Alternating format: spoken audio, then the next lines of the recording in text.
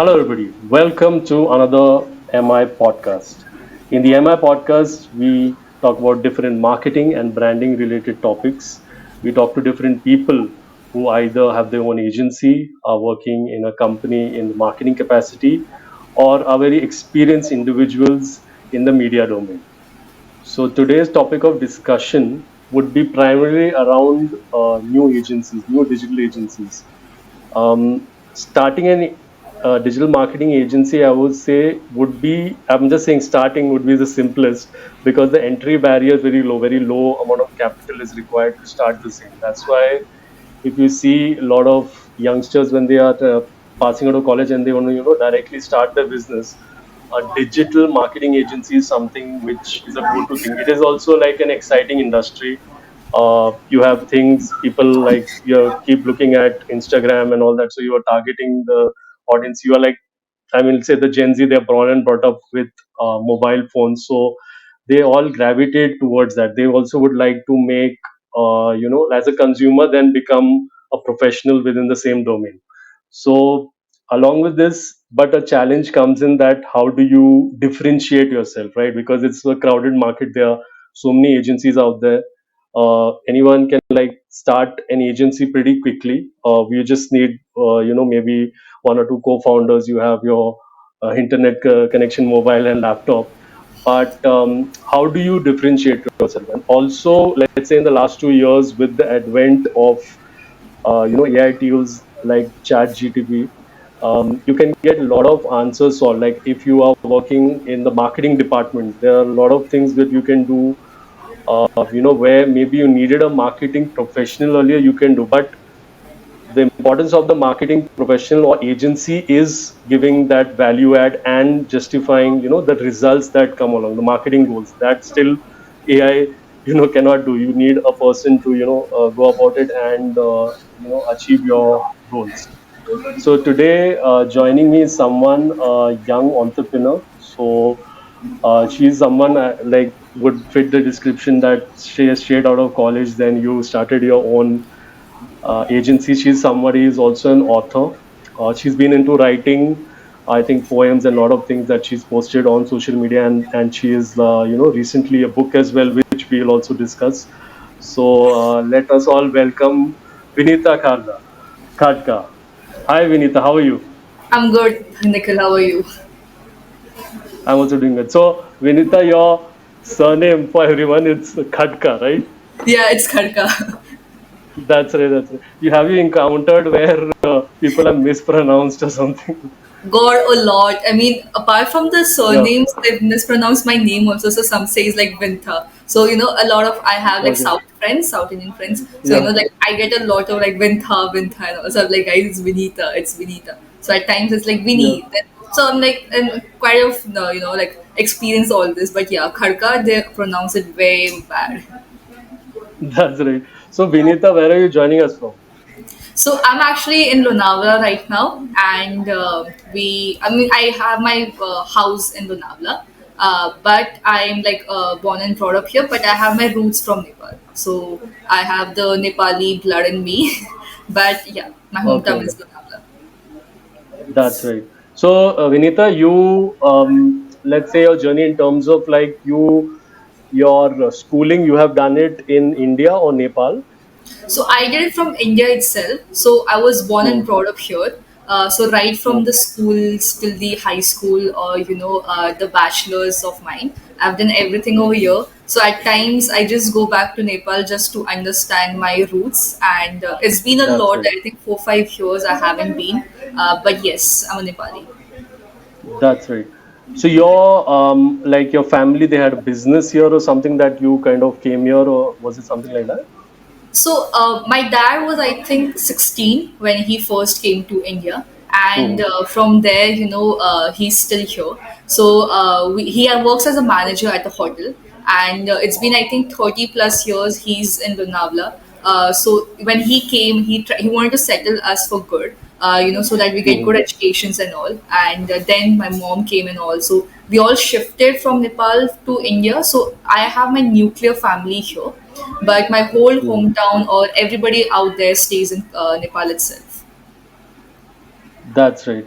So Vinita, you can just take us through like a bit of introduction in terms of like where all you have maybe studied, what you have studied, and current your about your marketing agency as well. Great. So, hi guys, my name is Vinita Kharka, and I'm the co-founder and the CEO of Insights Click. So, Nikhil, Insights Click is all about digital marketing agency, but with a touch of human. That's what we try to aim. We started this, so it's a very young startup business that we started in the month of April, and it's been going 4 5 months. And touchwood, we have good clients that trust us a lot. We work in the website development and the digital marketing agency as well, but we cover market research and everything that digital marketing can cover. So we are a one-stop shop. We work across industries and across Indian markets, and also we have worked with the abroad clients in the UK and the US. So that's like a Hmm. nutshell. But apart, if you bring out the business out of me, I'm an author. I'm a writer and an author, and I very recently, I think like last month, I recently published my book that's called Inanimate Monologues. Guys, it's there on the Amazon and Flipkart, and it's available in the 150 countries. That's the best part about it. But I am a mix of a person who loves to explore new things. So be it the business or be it the writing part, and also have a podcast. So be it the podcasting part. It's just that I want to achieve some things at a certain age, and that's the region. That's the reason why I started the business. And having starting a business was every single time like an idea of mine right from the age of 16. So yeah. So we're running a digital marketing That's right. agency, the author book as well. That's right. So a little bit, Vinita, I think about your schooling and all will come to know. So you did your graduation in what course was that? So I've done my bachelor's from Neswadia, it's in Pune, and I've done Yeah. my bachelor's in international business. So I'm a BBA IB Hmm. graduate person. But I did my high schooling and schooling from Lonavala itself. So I did my high schooling Okay. from Don Bosco, and I did my schooling from Auxilium Convent. Okay. Okay. So like you had certain number of work experience before you started your business. Yeah, so it was a very strange, but I think it was fortunate for me that the COVID happened. So I was in my first year of the college, and right after that we hit the pandemic. So I was like, why don't we start exploring our skills? So right from the first summers, like the first years of summers, I started working. So it was like internships, paid internships, unpaid internships. Like I've done everything, and then then I Hmm. landed on a job in the next year, and it's been I think 4 5 years. I'm already there in the business market, and explored a lot of different industries, learned a lot about the sales and the marketing, and I thought that this is the right age for me to start the business then. That's right. So in terms of your motivation, so that is also interesting. Like there are different kind of motivations for everyone when they start the business. Now, in terms of taking the decision, has become easier because of the age we are living in. Digitalization, India is coming up rapidly in terms of I as a marketing professional have seen the investment in digital marketing is just on the upswing. Like if you create a Right. graph, it just is going up.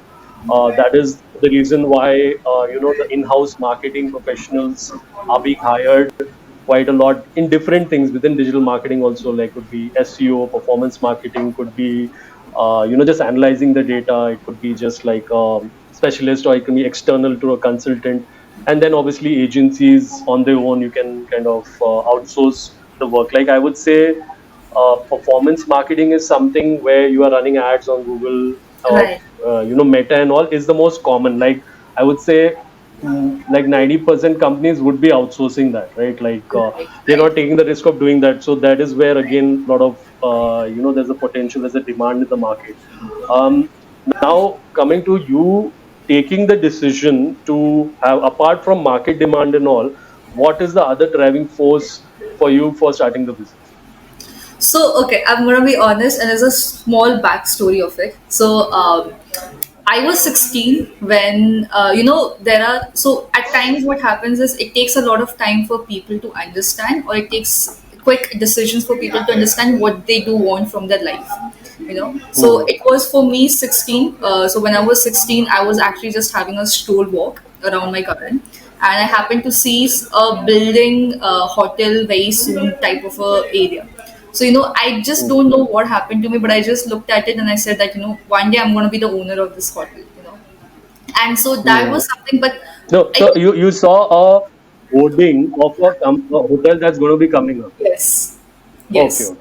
Yeah. So now it's a really like a five-star hotel in Lonavala. But there was something that in me that said that to myself That's only, that I just want to start my own. I want to start my company and I'm going to own this company for sure.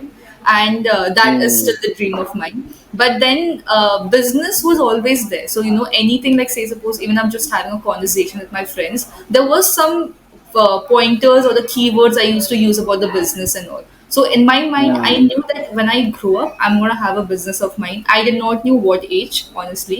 I thought like before Hmm. starting the company also, I thought let's just get more experience to it, and then maybe at the age of 25 or 26 let's do it, not at the age of 23. So I was like, no, no, let's do it. And then what happened was, last year I was working, and trust me, when you are at when you're working in the workforce or in a corporate place, you work like a workaholic, like a lot. So Hmm. there was a time for me where I used to work around 15, 16 hours a day. And then there was a thought that said that why don't you work that on yourself rather than working for somebody else. So Hmm. it took a lot of decisions. Yes, I had to leave. I was working for a very nice companies before starting my own company, with a very good Hmm. lump sum amount that I used to not be like, okay, let's just chuck it and then maybe push the thought of building the company after some years. But then I was like, no, if I want to do it, it has to be this year, and we're not Hmm. delaying it, because we started the planning and the plotting right, I think last year itself, but then the execution took place in the month of April. So to see a dream That's of good. mine, it's a dream project. I mean, it's not something that we're starting right now and then we're closing it in the next 5 years. It's not like that. It's a dream project that I wanted to start, and we started at the right time. I think 2024 is going good Hmm. for me. So we started right now, and it's a dream. So we are going to stretch the dream. The only thing that I just Hmm. tell myself is that we are not going to burn out. That's the key word that we use it for our team as well. That burning out, we are Hmm. not going to do it. It's a project. It's a thing that we wanted to live, and we're living right now. So let's continue and work it at a slow pace. One step at a time is our mantra, to be honest. So yeah, I That's saw right. the holding and I was like, I'm starting my business. That's great. That's great. Yeah, yeah.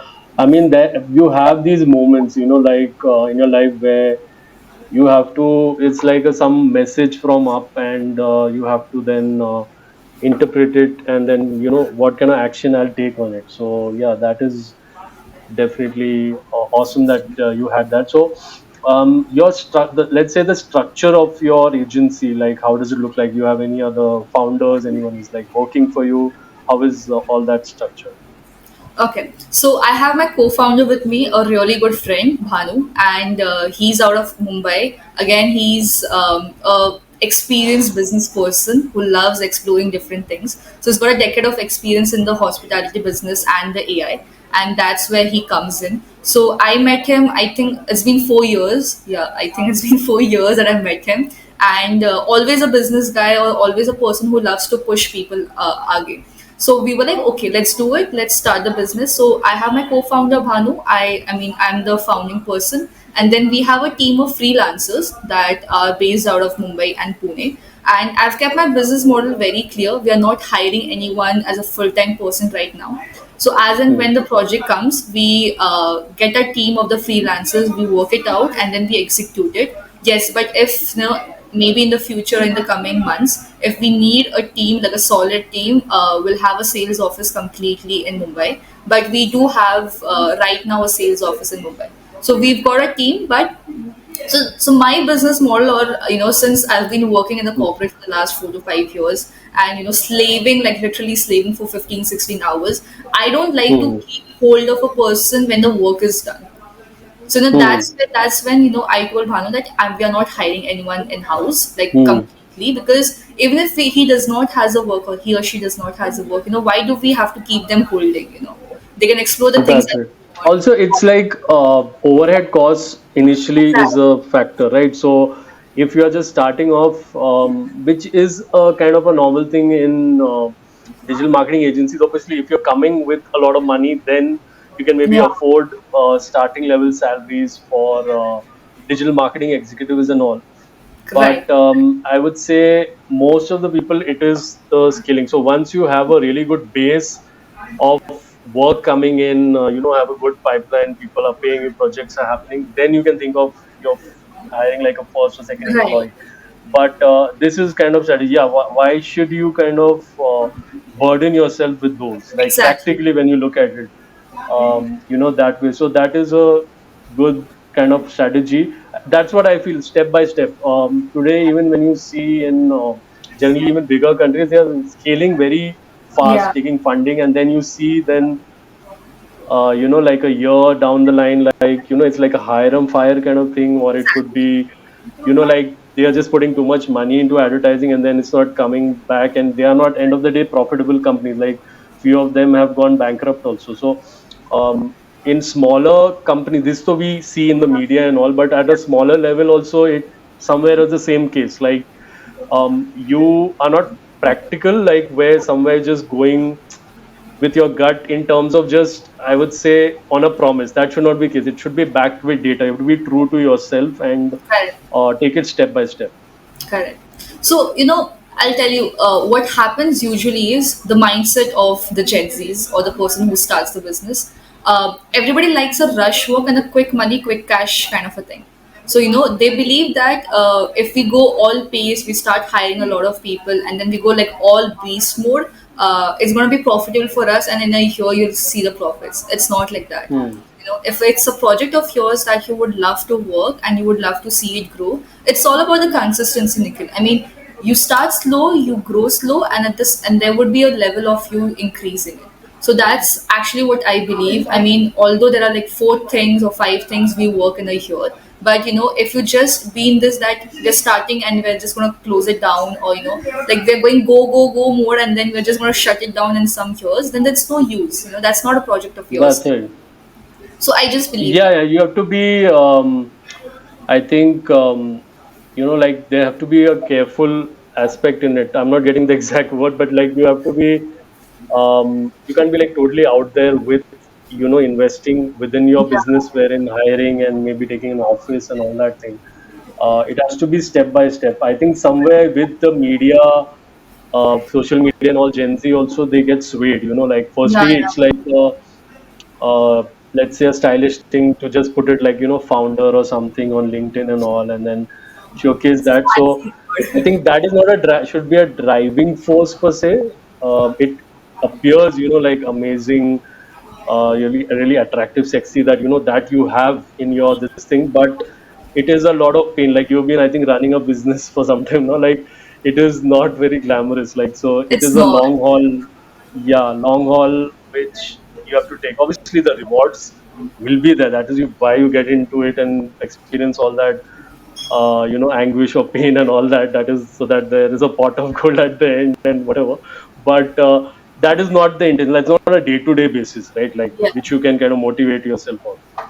Yeah. I mean, see, again, it's a really fancy word. So, even for my friends who know about the business or who don't know about the business, and when they see suddenly on my social media platforms that, oh, Vinita as a founder written on her introduction, they Hmm. think that it's a big deal, or, she's doing really Yeah, great. Like, she's chunking of money a lot. People think that. But yeah. it's not like that. People don't see that how much efforts at the back end people take, and Hmm. it's always like a And growth. initially, you're not making much money anyway. Like it's going into your business only.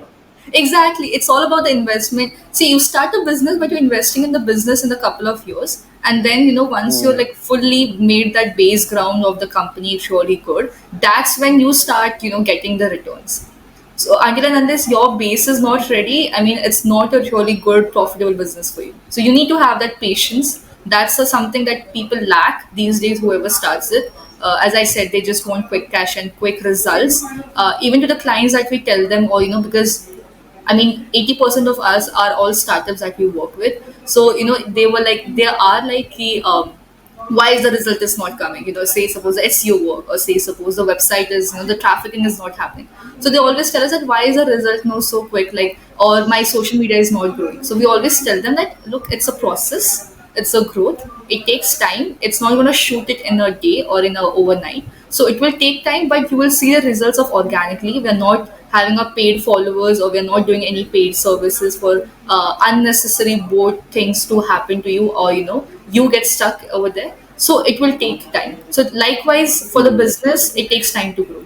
So, Vinita, we are, living in a digital age, I would say, since the last 15 years now. So they say move on like in the AI age. So, Yeah. branding, if you see, um, the kind of the way it's done and the importance was also increased. Like you're talking today of personal branding. Like when you look at a company, also you are looking at the branding of its founders.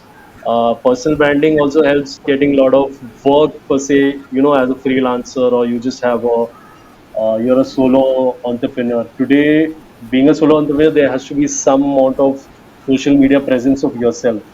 It Right. helps. Everybody doesn't have it, but then end of the day, it is affecting their, let's say, the leads that they are getting. If you have a good source, like you are working towards your own content, like a content of yours which appeals to your TG, then it helps you getting more, leads for your business per se. So, let's tell me your, let's say, your point of view on branding, how it has evolved. Right.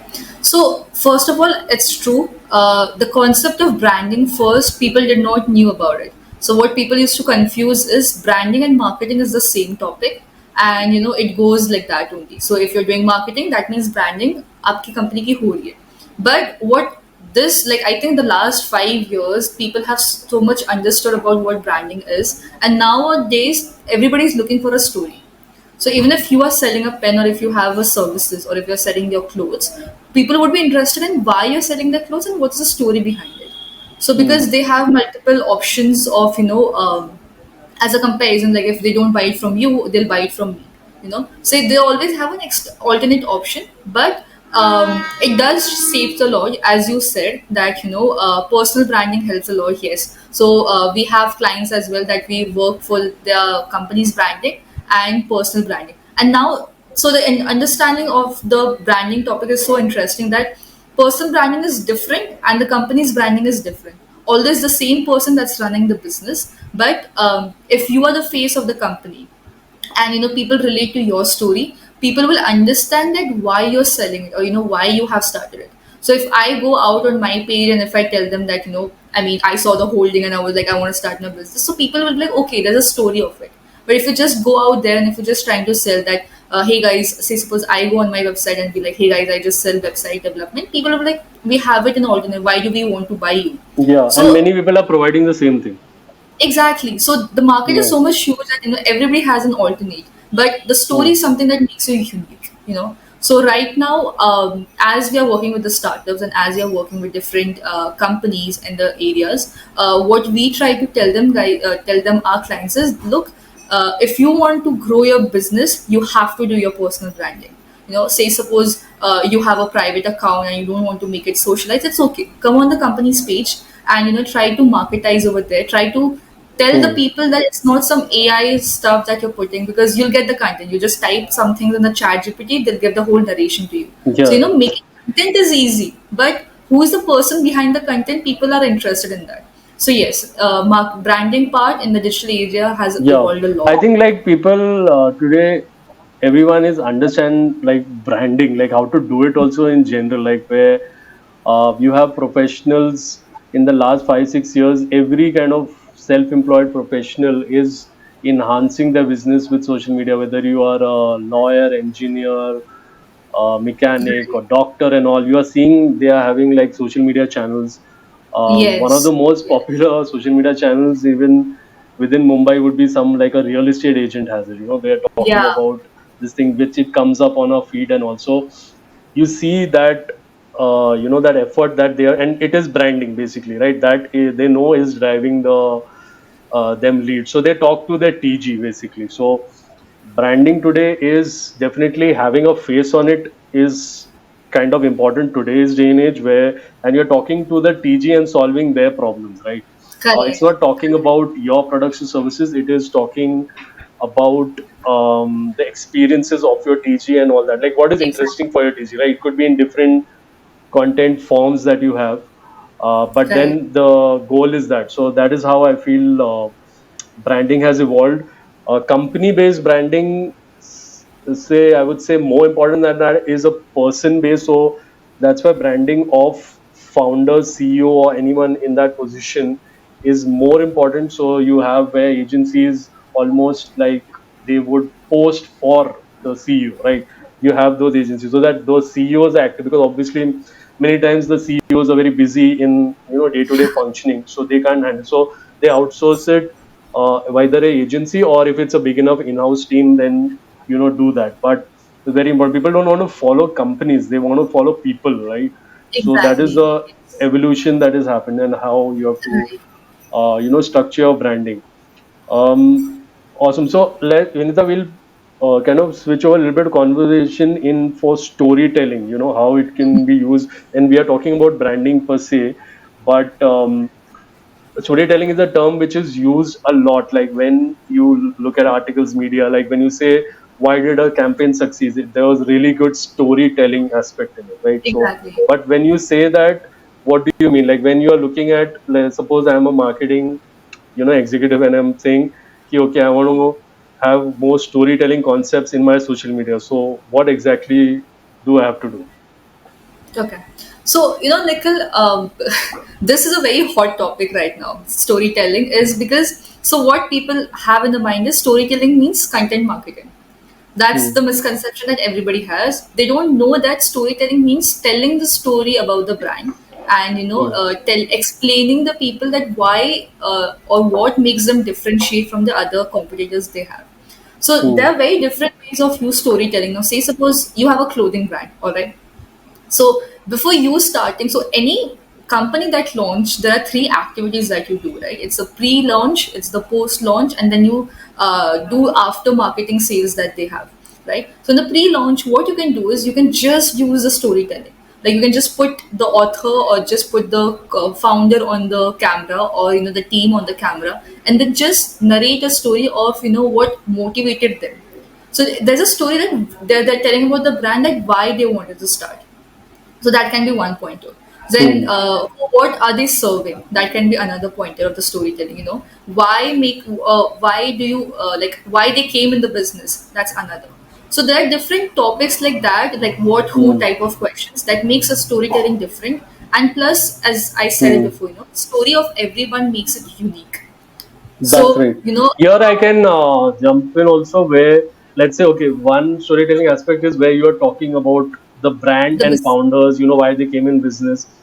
There are aspects of employees also, you're talking about them. You can talk about your customers. So storytelling where continuity aspect is that where you have a series, right?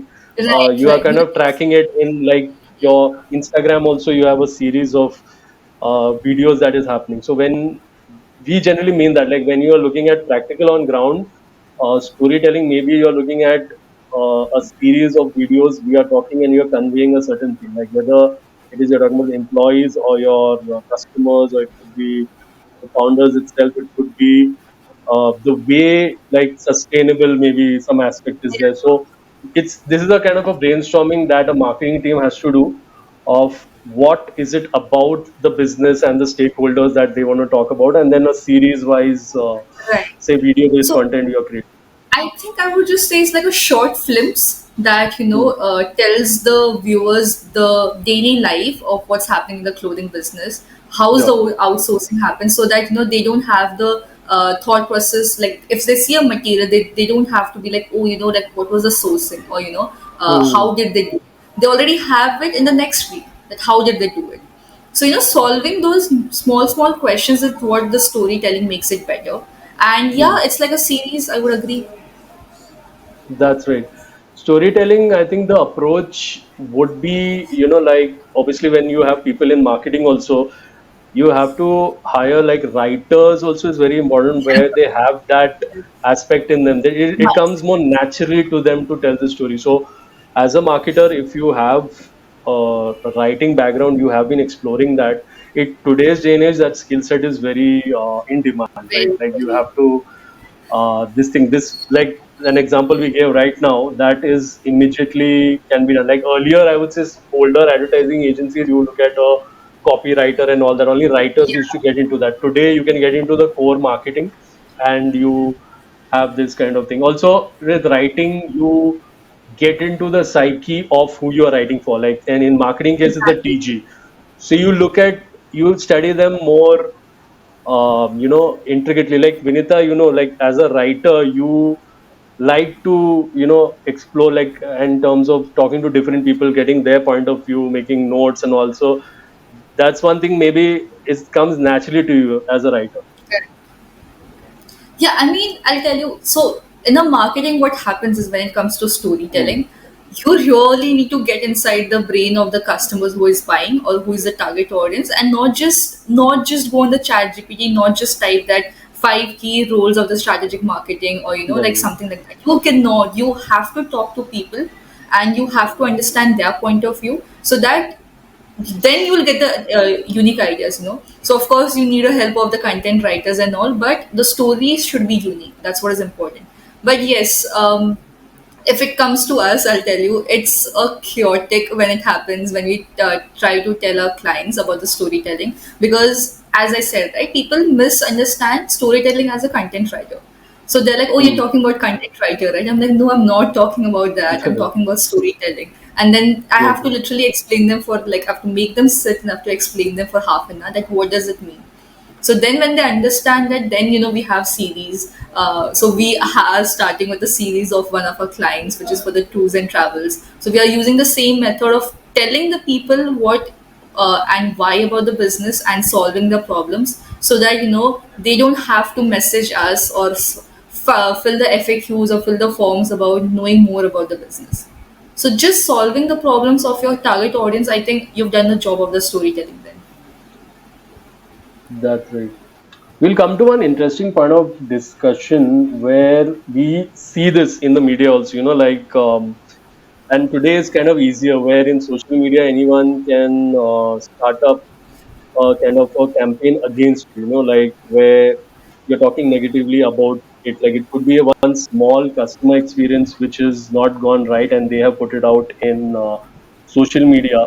Like there have been examples where like some fast food chains and all, they have photographed like some insect in the food or something like that, and then that video goes viral. So today it's quite, and it's not like the source is a popular person, right? It could be a person just shared a lot, right? And that's why it becomes viral. One tendency also is people is they like to pull down. Also, that is also we have to accept that happens. So, how do you manage this? Because earlier, I would say crisis management was kind of here and there used to happen, with big brands. But today, it is kind of a very regular thing. Like, how do you put down? Like the PR team is kind of very alert on these things. They have like crisis management, like they teach them also about it, how to post in social media if there's apology, or if it could be like explaining yourself, or how to like, approach the source or whatever.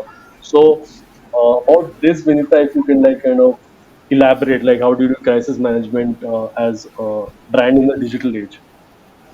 So, Nikhil, I'll tell you an example that really made me change a little perspective of mine. So, very recently, if you would have seen, there was a reel on social media going popular about the Kachori guy, that Hmm. he was not like an hygienic person. Like, he's got a big, big nice setup in front of him, and then he's making for thousands of people, but he's not hygienic. So people Yeah. posted that on social media, and then the guy who was not guilty had to be apologetic to other people and all. And then there was another video that showed that no, it's actually the different perspective of people showed it. So Hmm. when it comes to crisis like that in the marketing, I would say what really matters to us is we understand it. So touch wood, it's not happened to me, but in my previous companies, there was this once where people were leaving the companies, like after 6 months, maybe because of the management. But then what Hmm. happened was, when I understood, because a lot of people from my team started leaving, when I understood as a team manager, I was like, what's the problem?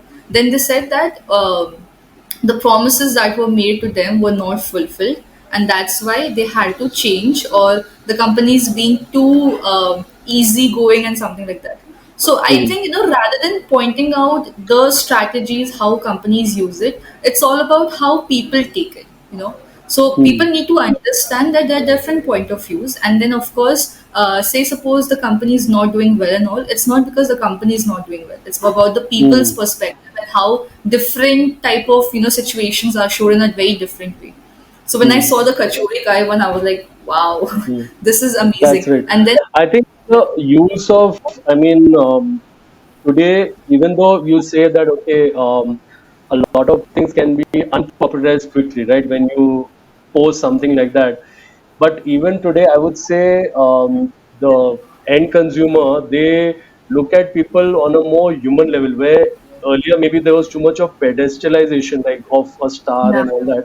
Today, they take them. So even you see today's content, even with stand-up comedians and this thing, there's a lot of like they're talking about themselves, making fun of other brands and all that. Today it is accepted also. So there is also a upside of it where everything, just because someone is making fun of you on this thing, is not a negative thing, right? Like, so everything is not actually a crisis, right? If you take that, then I would say a Twitter handle of any big brand you go, there's just going to be complaints, right? But that doesn't mean exactly. the brands are not doing well, right? End of the day, it's kind of a process now. Like, say you don't get a service done properly, you go and tweet about it, right? So it's like, you have to know what, you have to set certain standards, right? Like that, what is Right. actually a crisis? Because if you take all these things seriously, then you will be just running after each and every like a complaint or a wrong video that is out there. Exactly. So that has to be, I think that understanding also Needs to has be. to be there. That's there. Yeah. I um mean, I'll tell you the second example of it. So you remember, everybody knows Zara, right? So there was, I think, after like a couple of months before, there were posts on social media that how is the photo shoot of Zara happening? Like any poses of the model makes a Zara's campaign or something like that. Like they post ridiculous photo shoot types of poses for the models. That's where the part was. What the hmm. Zara did was, after taking all the criticism like that, they did not set up one single word. They went on the next photo shoot, and the people on the social media who were shooting different types of Zara's type of models, like they're just like sitting and then there's a photo shoot happening, or they're just like Hmm. clicking the pictures. So they curated everything that, and then they made the photo shoot. And trust me, I mean, Zara is of course popular, but the brand's identity of how the solving the problem grew much, like 10-15% for their income and the sources. And now they're using that as, the pointers that people used to point out at them, they are using that as their cover page, or they're putting that as on the social medias, on the website. So it's like a marketing change, that if the negativity comes in the marketing strategies that you don't have to like take it very personal. Try to churn Yeah. it out and make a different perspective in the next campaign that you do. So you learn from that also. Yeah, yeah. So you have to monitor, the culture, the society, and also, like the example that now brands are making fun of themselves, right? They Yeah, can't take exactly. themselves so seriously. Like when the most popular is the roast that Zomato did them of themselves with stand-up comedians. Like that was something which like broke the internet, and what kind of what is the general thinking of branding, PR, and all that. So yeah, we have to be open to different point of views and change as well. Exactly. Awesome. So Vinita, we'll talk about community marketing. That is, I mean, I would say with social media digital age, growing a loyal community for yourself, and then indirectly selling products and services is become a very popular form of upscaling your business. So let's say 10 years back, the influencers who were getting popularity and all, they then converted that into some kind of a business form, whether they had their own Yeah. product or some services offered.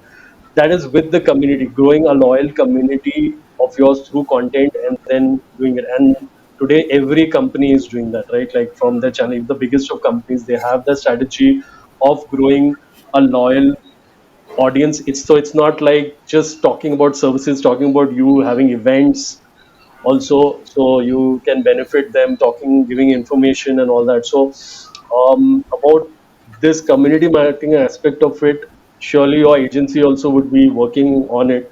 So Vinita, anything you want to talk about it? Any work you've done on it or your point of view on it? Okay.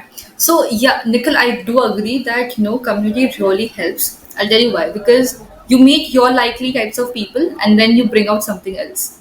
So that's the whole perspective. So I'll give you the best example. So I have a friend who is in the software business and wanted to launch an app about the waste management, in short. So what he did was he came to me and he wanted to see that how we can monetize the downloads and how can we increase it. So what we did for him is we launched a pre-launching activity for him where every social media in the US or in the Indian market, we try to target and we just told them that there's an app like this coming out. Fill up the form so that you will be the first person to know about it and avail the offers like the rewards or the subscriptions. So curating the community of the people or the target audience so that that helps them is what something that we Hmm. did.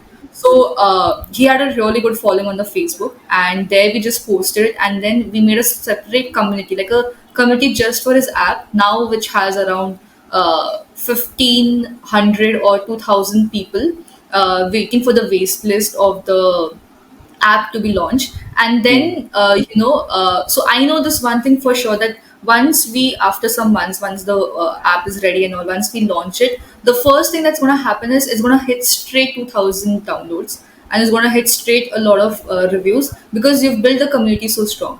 So it does not means that you just make a community and then just like leave it for the launching to happen. You have to keep Hmm. it engaging. You have to keep it Yeah. engaging, and you have to keep on telling that why you need the services, or you're gonna get something out of it. So building communities for any brand, be it any brand, makes a lot of difference. And making the curiosity of the people is something that's takes a lot of efforts, and turns out to be a good investment for any people. That's right. Um, Vinita, I also want to talk about like these platforms like Discord and all, which have started, which in let's say the Gen Z, they are right active on it, because I feel the Gen Z is like hyper social, like at least in India, let's say Western countries, so is there already in India in bigger cities. So they like to connect with each other. So even if you create a community, it might not just be about your brand, but they connecting with each other, right? So if like say your TG is of people are onto trekking, you sell some trekking related product. So when you're talking about trekking, so in that community the other trekkers will also come, right? So Exactly. if you have a meetup or something, they can connect with each other, right? Correct. But I think the most famous example is the biking community. I think Royal Enfield or something that they're running. So Yeah. they have the meetups and all that, and that's been even before the social media age. They've been running those Exactly. things. So, what do you feel on that really strong community? About a certain TG of yours and different. Let's explore, Vinita, like what different kind of content or formats or events we can have for. Okay.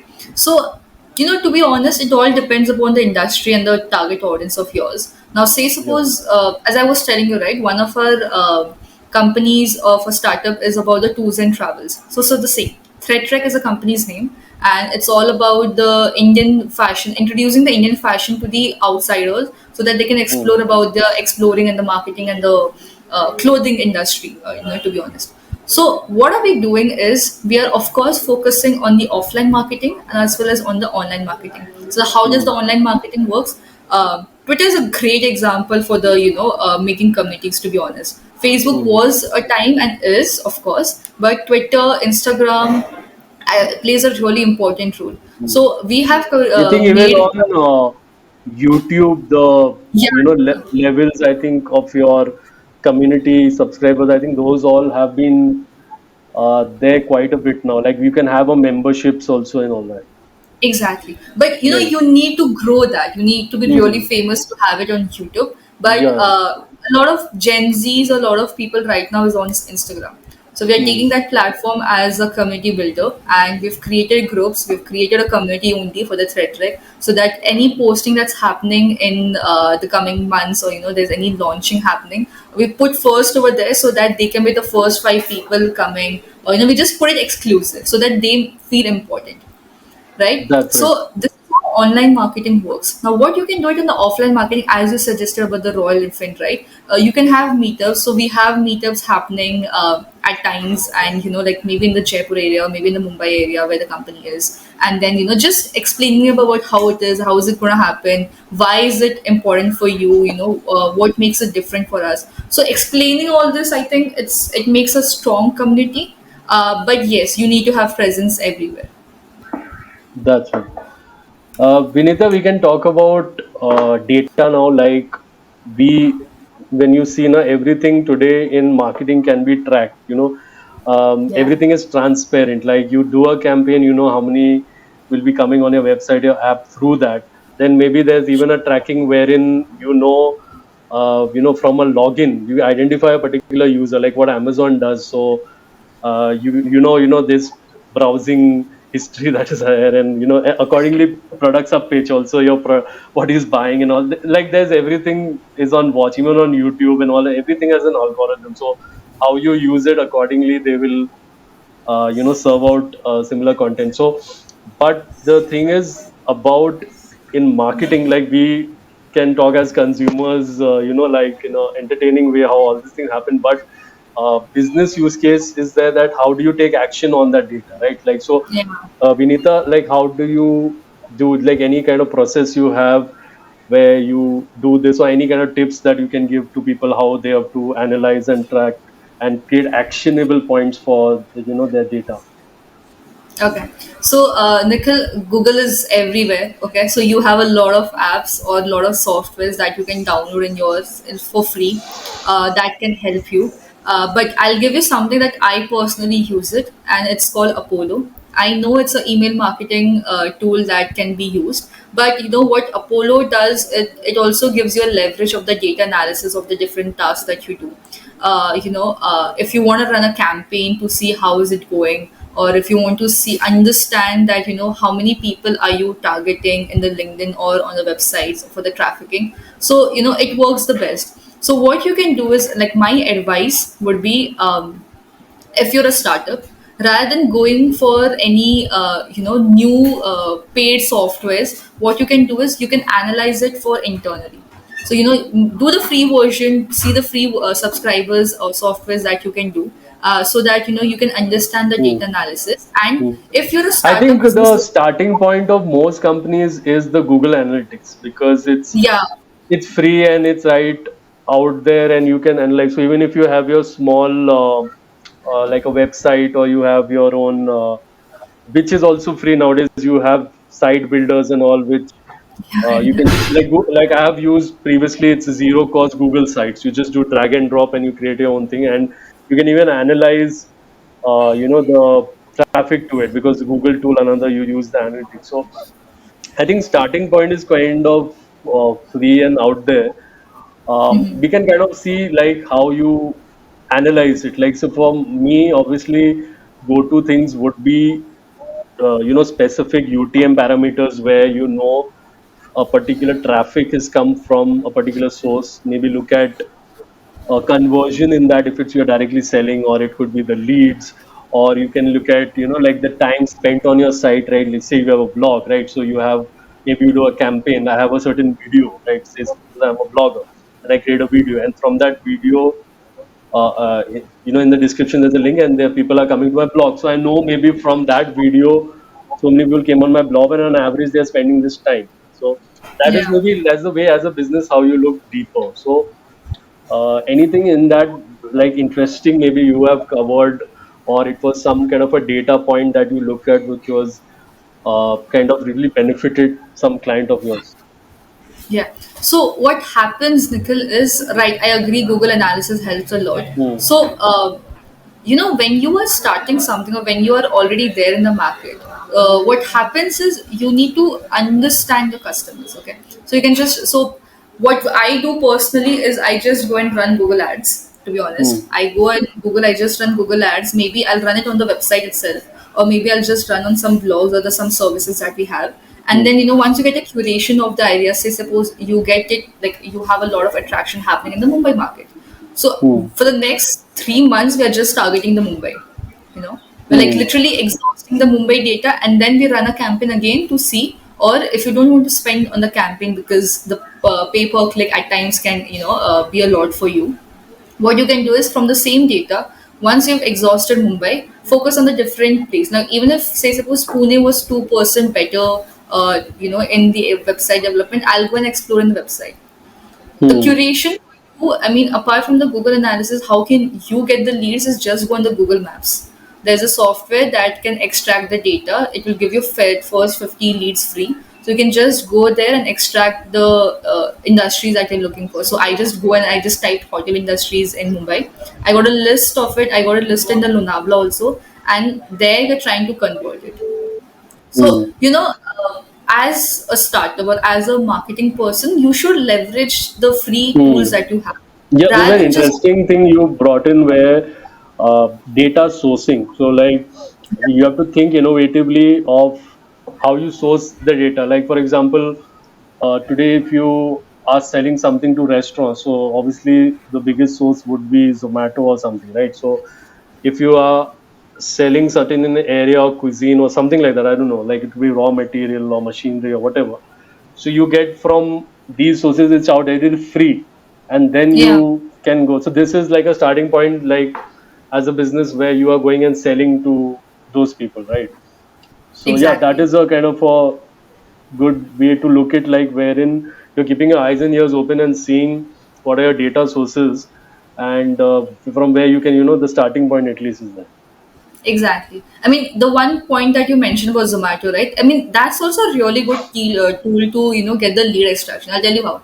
You can just Hmm. go on the Zomato. You can just type, say, suppose the desserts. Okay, you'll get a list of A1s or the 4+1s. You can just maintain the data in somewhere in your laptop, and then you can go on the Google. See, lead generation takes time. So you can go on the Google, you'll try to search them, you'll try to see, okay, this website does not, or this company does not has a website. They don't have an email ID. So alternatively, you can pitch it that, hey, I got to know this from, and I was looking. So you can change the pitch also. So what I did was I went on Zomato and I searched for the restaurants which sell biryanis. Okay, Hmm. I went there. I made a list. I have a list of 50 now in Lonavala itself. I try to search the information on the Google. They have the website or they have a calling or not, and I think 90% of them did not.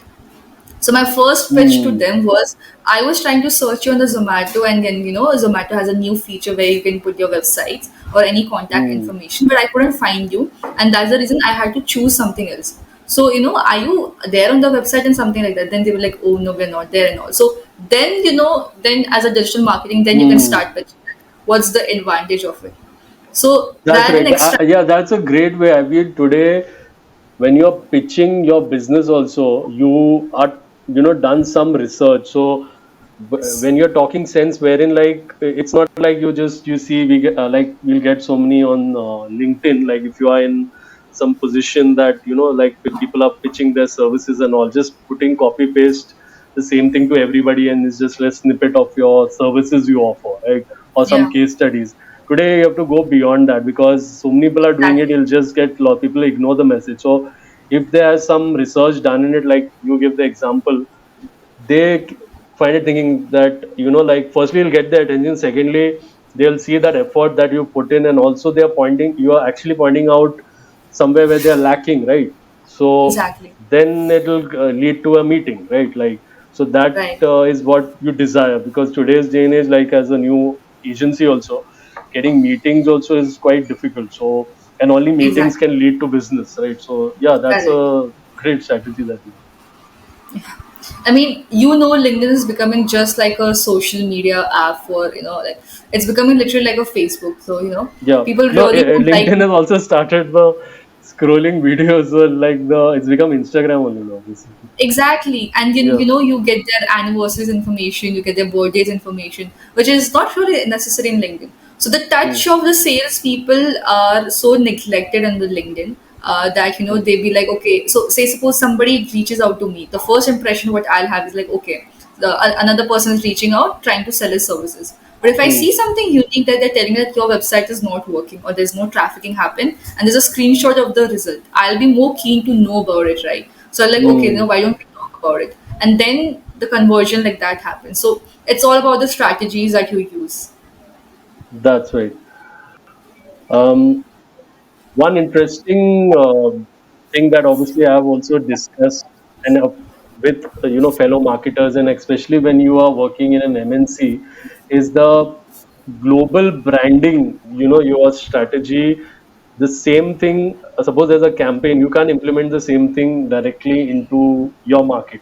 Either it has to Right. be seen whether it is viable for your market, or you tweak it in a way. So in terms of when we are talking about the MNCs and how you are targeting, so they have the global marketing strategies. How do you implement it in a local market? So a little bit about that, if Vinita, you can share. Okay. Very interesting. Last week, I had a meeting with an Indonesian friend of mine, a lead friend, and they were again a marketing agency, and we were talking about the cultural differences. So what really happens? Say suppose you are a company that you want to set up in the Dubai market. Say suppose understanding the Dubai market first, the culture. What are the norms? What you can do, what you cannot do, and not just go on and short your guns is not something viable. So you need to understand the mindset of the local people, the local words, that's important. And you need to understand that these are the timings, or these are the days that this is off. Like Dubai has a timing of till Thursday if they work, and on like after Thursdays they don't work, right? So you need to understand the market actually, I would say, and the more people, so that it becomes easy for you to target. Now, if I want to target in the Thai market, okay, the Thailand is something that's growing. Honestly, apart from some of the norms that they have, Thailand market is growing. But if I don't understand that these are the certain words, or these are the things that people get offended, and if I just go and launch a campaign related to that, I'll have a huge backlash. Like a Hmm. lot of backlash will have it. So I think understanding the market is really important, and also the type of people that you're going to cater. Hmm. So you can't So compare does the it help to you that you have a local representative or something, because they will know the culture, right? Because somewhere or the other, like it's not necessarily you're hiring the person, but maybe in terms of taking the expertise consultancy or something, because there are so many things. That's why marketing, I feel, it differs from other departments, where you can't like come into a new market and then follow that same standards, right? Finance yeah. wise, maybe it will work because there are set numbers and all, or in operations bit maybe. But marketing is where the local language you have to understand, because end of the day, firstly, if is the attention also you don't have of a TG, then how it, and you have to understand like what is the popular their pop culture. Like in India, it would be Exactly. cricket, Bollywood, and are different. So many different cultures which are there, and arts and all that, and you understand local. There's so many different languages, and also India is a different thing. It's like I would feel there are different. Every state is a different country, only kind of thing. Yeah. So, but that is there. I mean, you need some, I think, local help. What do you feel? I would say, see, getting a person as a local representative is quite expensive. Trust me, Hmm. it's quite expensive. I've tried it in Hmm. my previous company. We tried doing it. It does not work. So I would suggest, as a startup, or any, say suppose you're a established company also, what you can really do is do a thorough market research. You want to take months, you want to take 2 months, 3 months, do take your 3 months, but do a so thorough market research depending upon everything. Google has a lot of information. There are a lot of Hmm. downloadable or paid versions of the PDFs or the interviews of other people, so that you understand the market first. Now, say suppose Saudi market. If you want to enter into the Saudi market, you need to understand that these are certain regulations from the government, where it's not allowed means it's not allowed. So if you Hmm. just go and try to set up their business and all, it's not going to happen. You need to take certain permissions, and you need to be Hmm. validated by the government of Saudi, and then you can do it, right? So I think before having a local person in the country, it's better to do your market research correctly till the T, and then Hmm. you can maybe just run a campaign, or maybe try to reach out of different industries in the same country, so that, and talk to them normally. Don't try to sell Hmm. anything. Talk to them normally That's so yeah. that I think that's a good advice. Wherein obviously, if you're a startup marketing agency and you're pitching to other countries and all, you can do a lot of, because today is easy with digital, wherein you can study. Like there are so many foreigners who know so much about India because of YouTube videos, news channels, and all that thing. So you know, kind of a, you study the culture of a place and what right, people are talking about, and then you create your own notes and all that within that. So then you get a deeper understanding. So which is at a starting level, I agree they are more expensive, especially if you're selling to a like a developed country. So a right, resource there is quite expensive, especially like even for a one-off project or something. So yeah, can you can deeper and into that, and plus at a starting level anyway, some big brand is not going to hire you. It's going to be at a small business owner, a shop or something like that, right? So how exactly, much knowledge you need within that, in that much maybe you can get yeah. now digitally only, so you can work towards that. Yeah. So I think like it works on the stages. So what you can do is do your market research first as a stage one. Do your market research, do a thorough one, run some campaigns, talk to some people, maybe work with one or two people so that you understand. And if you see that it's going really good, maybe after down the line of the business, you can think of opening a place or like a sales office in the different countries, and then maybe hire your people over there so that there's Hmm. literal transparency, and then you have something like trustworthy, or there's cultural differences that you understand also. So maybe you can work it like that, but I would say the first is understand the market. Like people a That's lot right. jump before knowing it. That's right. Okay, Vinita, like let's say going forward, branding and marketing, like we are using different, technologies and tools. Last 2 years, it's all been about the AI tools. Like you have to know how to, prompt engineering is something which is part of you, like as a marketer. Um, I would say it's like a tool. Like people say, no, that sometimes why are you using this? Like you should use your own mind. But end of the day, I'm competing with someone who is using this, right? So if they will be like 100 steps ahead of me with this thing, I have to also use these technologies or these tools. So what are the tools, technologies you're looking at marketers to increase their skills in going forward? Okay.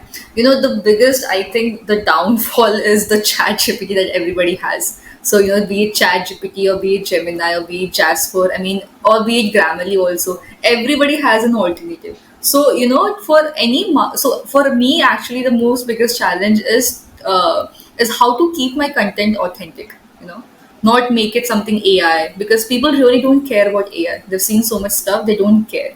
So, what a Hmm. person in a marketing field can do is, of course, use a little help of the AI, because you get a tons Hmm. of different ideas which you did not thought also.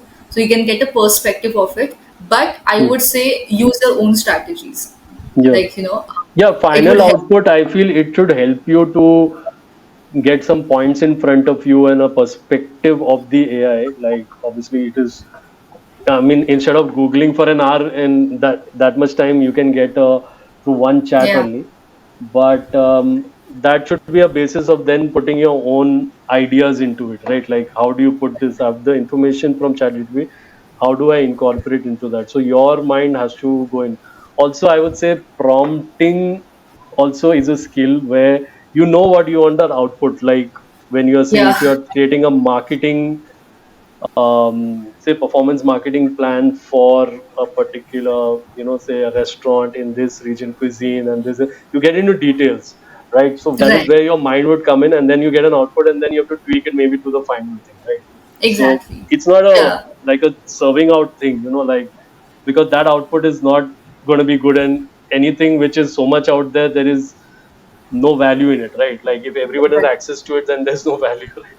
So it has to be exactly. something through your experience, your mind, your education, your skills, and then that helps in the final output. So okay, these are the chat GTP and all the chat ones are fine, but any other, Vinita, which you are using on a day-to-day level? Okay, so I use Grammarly a lot. Honestly, Hmm. it's not just for the grammar correction, but you get a lot of good details in the Hmm. Grammarly as well. There's Gemini, which is popping up so much. Pop AI is also there. Then Hmm. there's Jasper if you want to write some content, and or you want to, the best part about the Jasper is that, say suppose you want to write it from your perspective, but you also want to write it from, say suppose, an influential people. You just have to put this inputs properly, prompt it properly, and then the detail would come. So it makes a lot of easy for a marketing person, so that they understand that how will it sound in, in different languages or in different perspectives. So Jasper is something that we really use. And yeah, I think we use it mostly for the writing purpose. So Jasper and Gemini is something that we use. Awesome, awesome.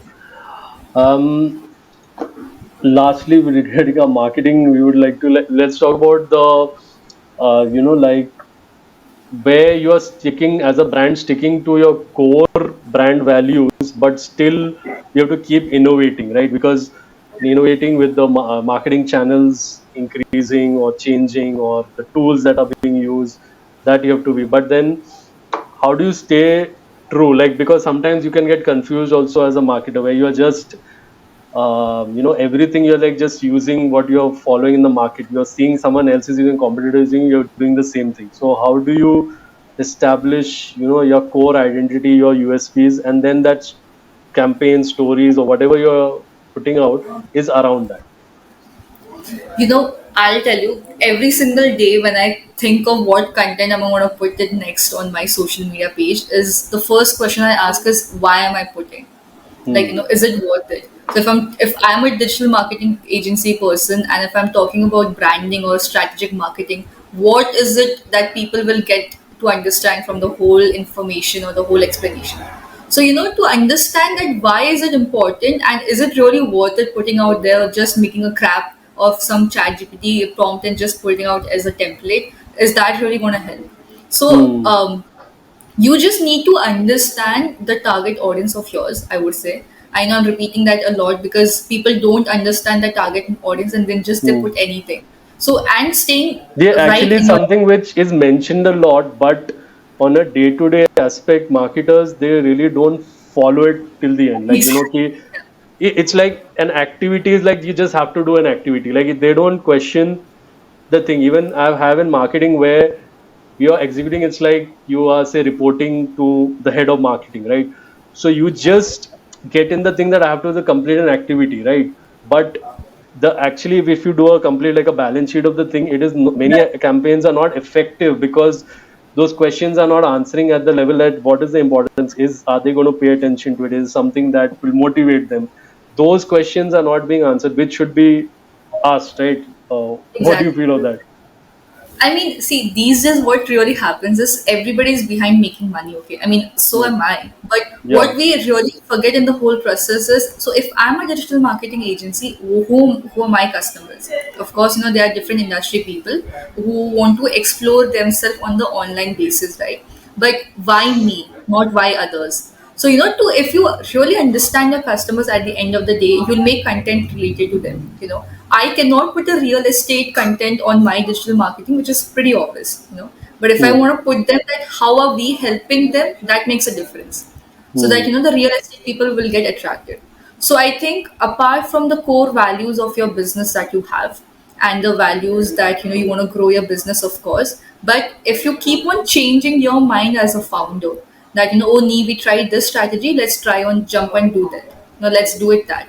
But rather than Hmm. just understanding that what exactly is important, and if I want to run a campaign, it should be benefited and not. Yeah. So unless you understand that, I don't think The it's point worth of you. view for marketers also is that understand the business more. What is the business value? I think today with all these tools and all, maybe creating something is easy, right? Like you can chat GTP an article, but where you differentiate yourself as a professional and giving adding value to a business is that how is it giving value at the end game? Exactly. What is the end game of it, right?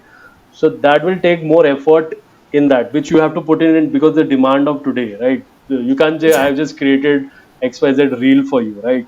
It has to be Right. a complete story that what how is it gonna benefit and all that. Like you'll not believe marketers today directly ask a production company like, how will this get more leads for me, right? Which is maybe earlier that conversation should not happen. It should be like, okay, it just has to look good, aesthetics and all. Today it's bluntly asked. So you have to get into understanding the businesses also, like as marketers, whether it's in-house or as an agency, and also yeah, going forward, that is the You case. know, Core values, that is the core thing. Their business, what is like the vision, mission, and how we are differentiated in the market.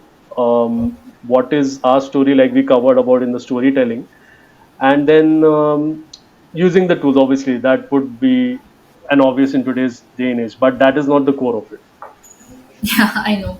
See, you know that everybody looks at the numbers, right? But Hmm. what's important is how effective that numbers are. See, Hmm. I can get thousands of followers in just like 100 rupees if I have to pay somebody to increase it, and it's gonna be all bought. But is it really worth it? So ChatGPT can give you prompts, and you can make a template or a Hmm. reel or a post in like 5 minutes. Everybody knows that. But if you sit down, that's what the marketers don't do these days. But if you Hmm. sit down, you think about how I'm going to make a reel, and if you take hours into it and then you put it, the algorithm also understands that what is AI content and what is not the AI content. So the Yeah. non-AI content is what the algorithm also tries to push, and that's where the people see that Hmm. okay, this is authentic. The Hmm. efforts is No, being taken. I don't think the algorithm, but more the people understand it, right? Like, so if Yes, everybody is creating a templated AI thing, you will ignore that content, right? So right. that is where the content which has a core message is strong and it's conveying. It's like a movie, like where you the movies are doing well, which have a solid script, screenplay, right, and they're giving good character development.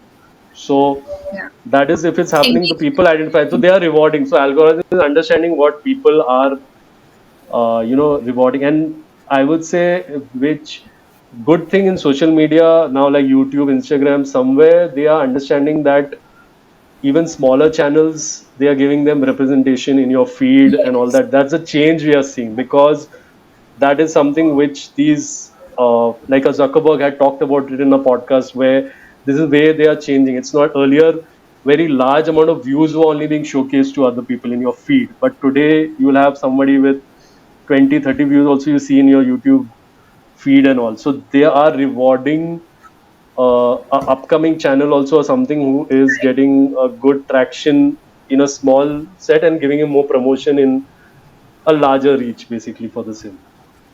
The trend of Instagram right now is to push smaller content people rather Yeah. than the people who've got million followers. That's right. That's right. Yeah, there's a business decision also wherein you don't want those guys, because those guys have become so big. Some guys are top Yeah. that then they start their own design platforms or channels that they don't need really Instagram or this so much, right? Like in YouTube, like they'll have their own shows. They don't need that YouTube thing. So it's a business decision that keep a lot of stakeholders and power in a lot of more hands, right? If it's in a few Yeah. hands, then it has a negative effect anyway for any kind of a company, institution, or anything.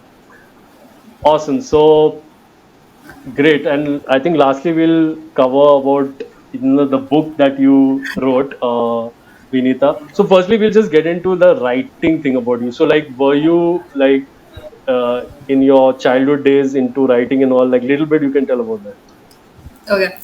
I've been a bookworm from the time I can remember. Okay. Hmm. And the best and interesting part was I was in my high school. I was a school captain. But the only place that anybody can find me was the school library. So if you want to have a meeting So with me, like, come were in the you library. like a topper throughout and all? Okay. I was. But the Okay. thing is, I used to not read academic books, like all novels, all Hmm. autobiographies, all like that types of books. Hmm. So my favorite author is actually Agatha Christie. So I love thriller and murders, and so we had the best Also, library. did I you mean, it like was explore like Enid Blyton and all? no, no, no. No, I okay. have. That is, I think, a thing, like I think at least 20 years ago, like a lot of children are into that kind of like the reading fictional and fairy tales and that kind of thing. And Not yeah, me. I love okay. it's like So no, so thrillers. like then, okay, what kind of books you used to like to read in fiction? Um, Basically all about thriller and murder. Since I Okay. had my Yeah. favorite author in the murder series, I was like everything related to murder was my type, or autobiographies or novels of different people and different incidents and all was something interesting. Hmm. Apart from Agatha Christie, So the one even like favorite. detective and all that, you like to read a lot. Detective. Okay. Okay. You Awesome. read Agatha Christie, you'll understand. It's all detective stories. That's But amazing. the one Indian writer I love him is Ruskin Bond. I mean, it's amazing. You read one chapter, forget about the chapter also. If you read one page of it, you'll be like, wow, what a writing. So I used to Hmm. love people's writing style. So as I said, right, people used to like, you want to have a meeting with me, come in the library. So I used to just go. I used to like, I'll Hmm. open the door, I'll just walk.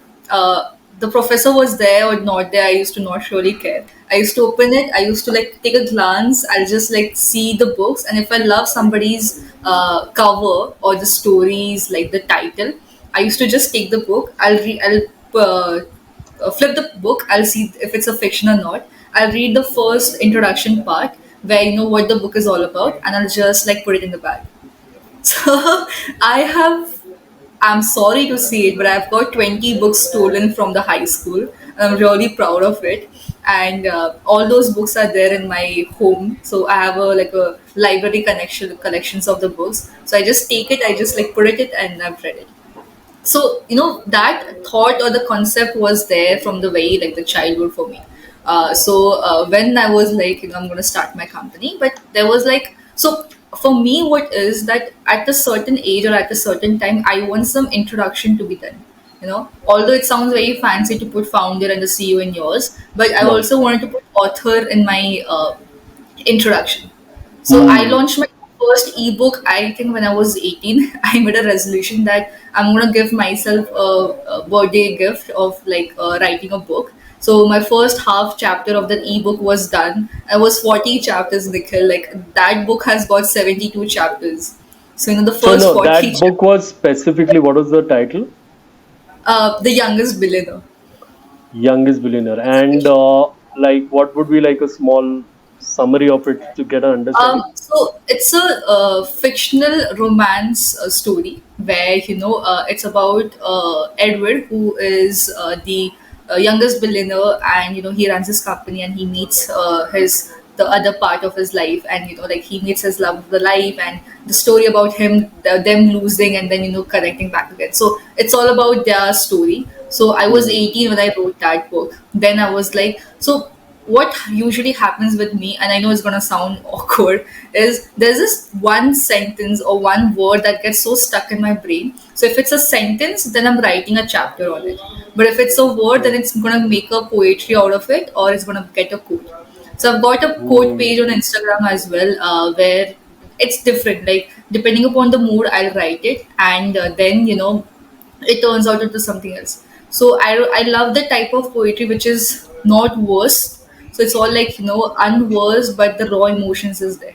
So then I was like, it's been a long time I haven't read. I've written a Hmm. book. So the last time I was like, one of the things that we are going to do in 2024 is finally write a book and Hmm. just publish it. I completed my But drafts. your earlier book was not published. It's ebook. It was on ebook itself. Okay, So so you like there's it this was not platform a called. paperback per se because that would a certain amount of investment is there within that. So Yeah. that was something if you're not like really at that time ready for that, right? Like to and you're very young. I I just think want. when you're 18 when you wrote it anyway. Yeah.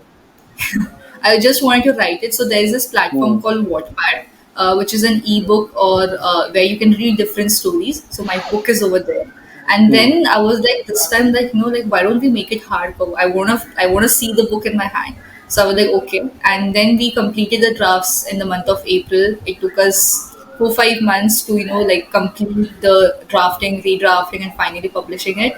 And then in July, I was like, I'm done. I'm just like putting it out. I don't care about now. So yeah, we Yeah. published the book. Yeah, that's an attitude that's required. Lot of content.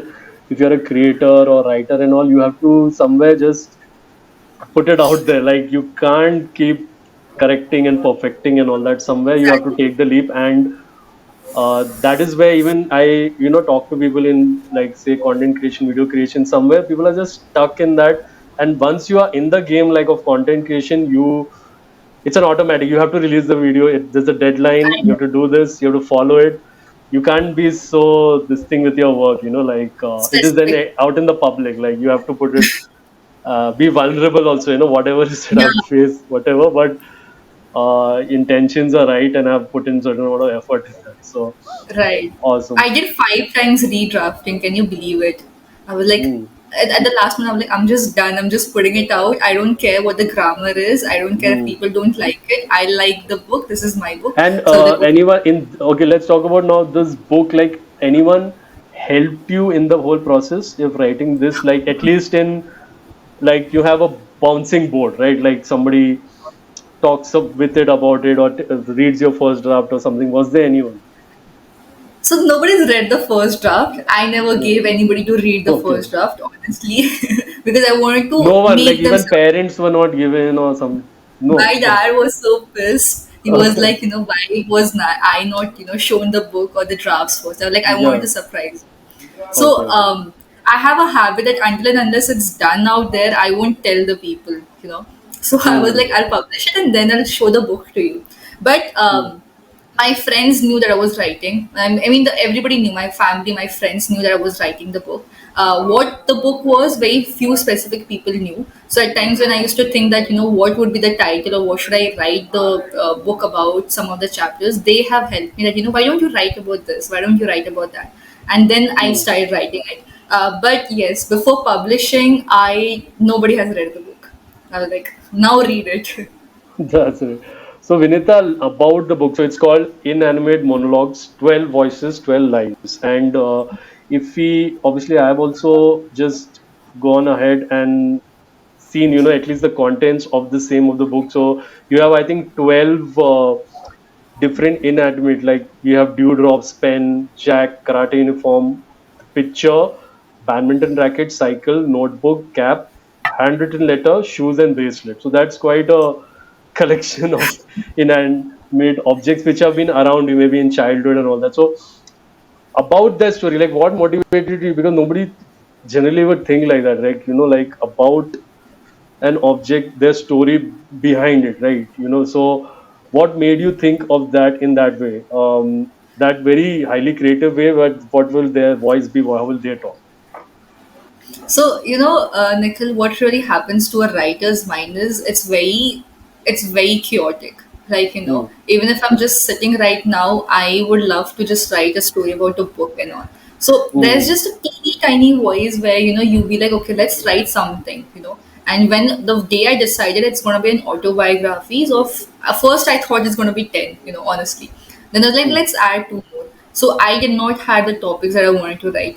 But when I started writing about one, when I started writing about the two, then I was like automatically the efforts or the idea of maybe we can write something about that because that also holds importance in our life. So I just wanted to write a book. I knew it was going to be autobiographies, but I just wanted to write a book so that if they have the voice in real life, they would tell me that this is exactly what we thought we need, or this is exactly that what we were thinking. So I just wanted that to be out, and I mean, my people have read the book. They tell me the same thing that anybody who reads the book, they'll understand that how much important it is to understand and appreciate even a non-living thing, so that they understand their perspectives as well. And when they read it, I'll tell you, there was this chapter about cycle. When they read it, they told me that we just got jogged into our memories about our childhood, where we used to play around the cycle and we used to steal our cousin's cycle or something like that. So that got refreshed. So thank you so much for sharing the memories or making us jog the memories. So Hmm. when I hear all this, I'm like, okay, my purpose of the book has completed. That's right. I think with there is so many inanimate objects around us. Like if you take even your house, it's an inanimate, right? But how are you so attached? It's more with the memories with it and what it Exactly. makes you do, achieve. I think somewhere in that direction, your the Yeah. objects that you've talked about Yes. is covered. So that is a part of a human that there will be objects around. Like it could be your first, like for a kid, it'll be like a cycle, or it'll be a first car or that you would this thing purchase, that you Yeah. have some kind of stories in it, like people who you traveled with within that.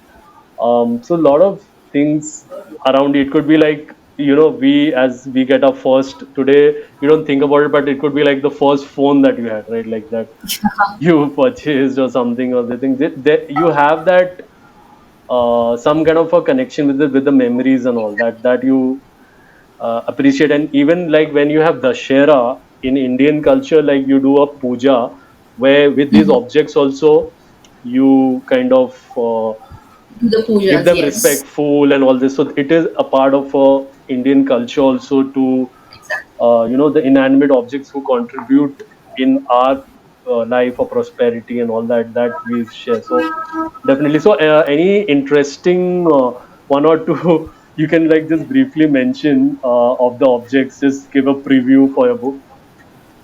Okay, so there's this dewdrops chapter, which is a very abstract topic that a lot of people might, Mm, like authors and all, they might not write it because it's too abstract. What would you write about a dewdrop, right? But if mm, you read it, you will understand that even they have a life. Even if it's for 5 seconds or 10 seconds, they have a life. But the most interesting story of is the I would say badminton racket. And now you have badminton rackets around you. You have it from your generations or from your childhood, and you really not care a lot about it. But there's this part of it where the racket says it that it was winter season, and one of the memories that the racket holds is that it was winter season back like 10 years where it was me, it was my sister, and it was my dad playing badminton. So we had a tradition of playing badminton in the whole season. So the racket used to say that why are they waking me up so that I have to go and struggle and even see them lose. And so there are some different moments where you feel that mm, as if the objects are bashing me, but it's all about recreating memories and making other people realize that there are some objects like that which holds really dear to you, so why don't you appreciate it? So if there's a book that you love it, or if there's a page, or if there's mm, a picture, there's a pen that, say suppose your dad gifted you a pen for the first time, right? So it's dear important to you because there's a mm. memory of it, right? So just making other So people yeah, understand. there's I think one of the pen also which you one of them Pen is also. also Okay, okay. So pen in is your also case, there. little bit of that, like a snippet of that. What is any interesting you want to share in this? So related to pen, I am a person who loves pens. Nikhil, Mm, I don't care if you give me something like extravagant, something like that. But if you just come and just give me a pen, I will love it and I'll hold it to the dear. I won't mm, use it a lot because I don't want to get rid of it quick. But I have a collection of pens from I think from the last 10 years I have it. So the mm, first pen that dad gave me, when I top my high school or when I top my eighth standard or something like that. So he's given me mm, that pen. So it's like a very nice German pen where it's got a silicon body with a black pen. So when I look at it, I'm like, okay. And for the best thing that you can give any person is a pen or a shoes or a cap or something like that. So I love to appreciate things which are like mm. small and also like which holds dear to you. So yeah, pen is really important. I don't care about big gifts to be honest.